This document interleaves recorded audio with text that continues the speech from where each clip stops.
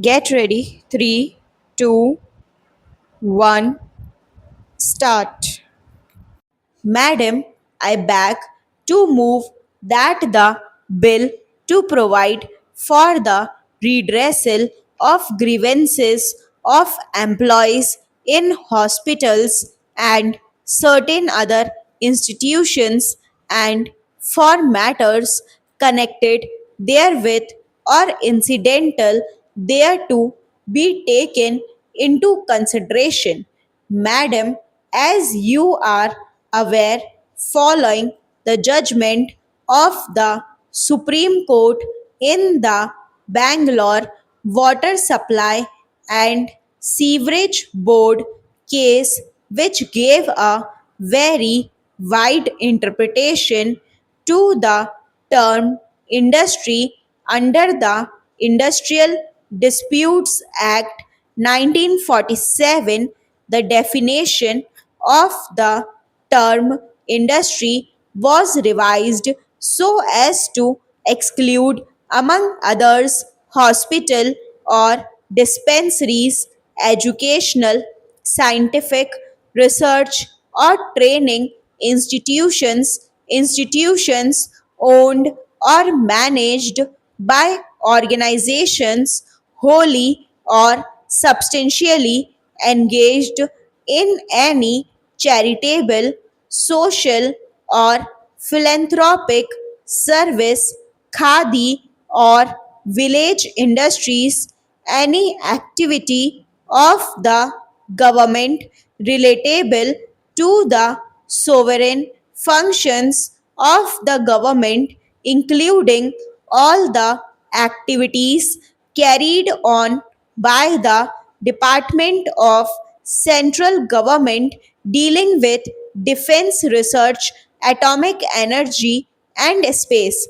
Madam, this was necessary because these are the areas which we felt should be free from strikes or stoppages of work, etc. Para in the interest of general public promotion of voluntary effort, efficient discharge of the sovereign functions, administrative, legislative, and judicial of the government, and also with a view to protecting vulnerable sections of industry.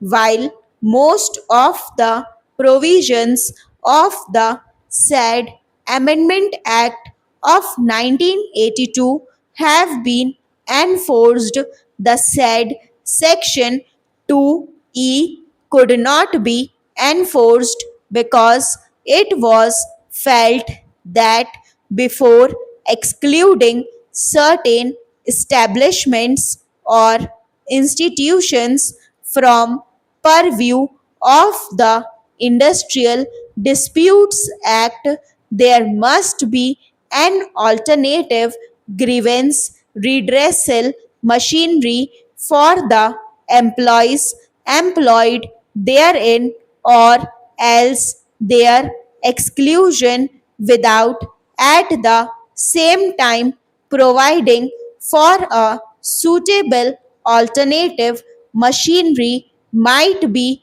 open to challenge as being discriminatory and violative of Article 14 of the Constitution of India. It was with this objective in mind that the then Minister of State for Labor introduced in this House the Hospitals and Other Institutions Settlement of Disputes Bill on 6th May 1992.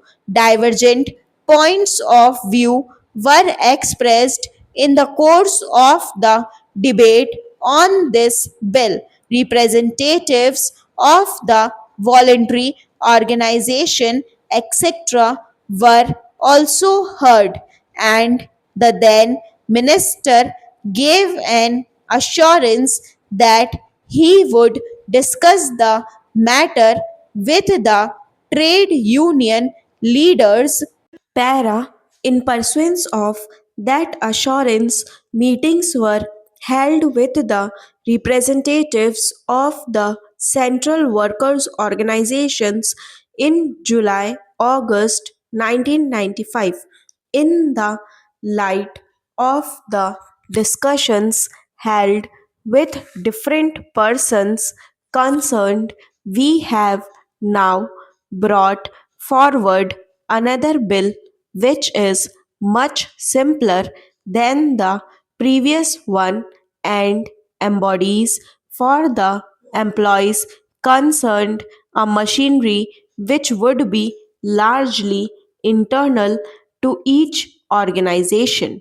The bill, which is now before the House, is in pursuance of government's desire to provide for a proper procedure and machinery for the redressal of individual and collective grievances.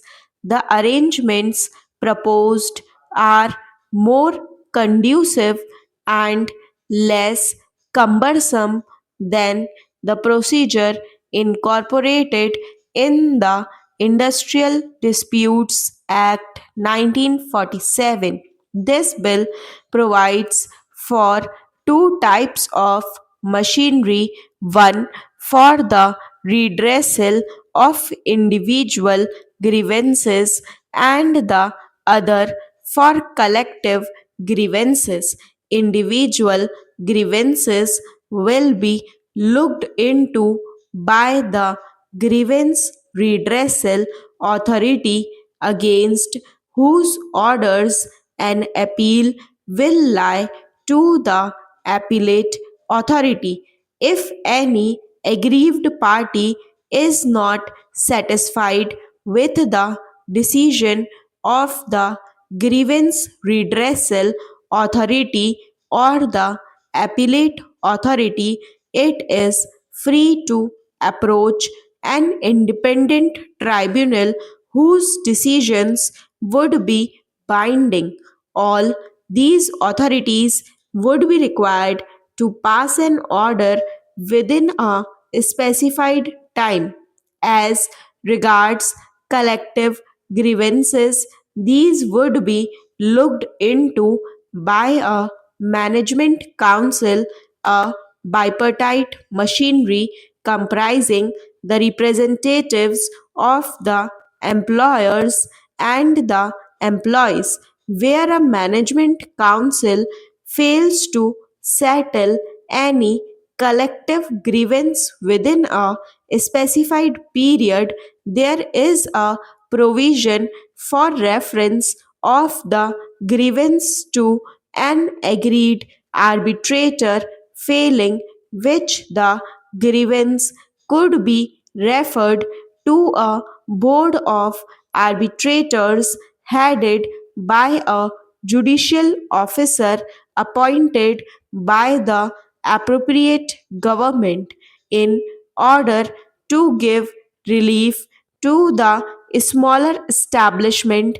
We do not propose to apply the proposed legislation to establishments employing less than 10 persons. We also propose to exclude from its purview establishments owned or controlled by government. This provision has been made owing to the fact that government employees can take recourse to administrative or similar tribunals in individual matters and JCM or JCM type machinery in collective matters. We also propose to exclude societies registered under the Societies Registration Act 1860 subject to certain conditions, one of these being that if they are entirely financed by the government, they would be excluded. Besides, educational institutions will cease to be covered in due course as and when the appropriate government makes a law for the redressal of grievances of employees. The government will have the power to exempt any establishment from its purview. Stop.